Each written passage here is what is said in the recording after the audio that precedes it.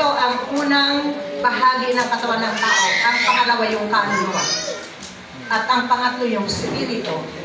Yung ating five senses, yan ang sample ng kaluluwa. Na kapag ito ang nawala na five senses, ang tao ay nasa hukay na.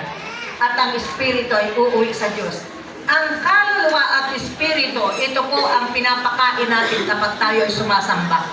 Kasi ang pagkain ng ating katawan ay yung kakainin natin na mga pagkain sa palengke. Pero yung pagkain ng kaluluwa at espiritu na hinihingi ng Diyos, sa simbahan lang po yan nakikita.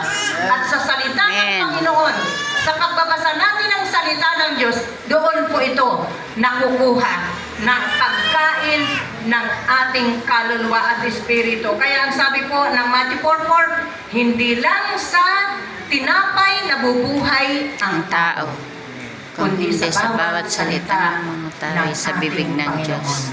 Pakainin po natin ang ating Amen. kaluluwa.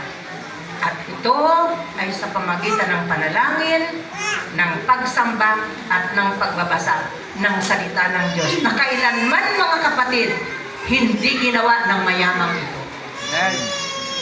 Isang lesson mula sa mayaman, hindi niya ito ginawa. Kaya siya ay napahamak.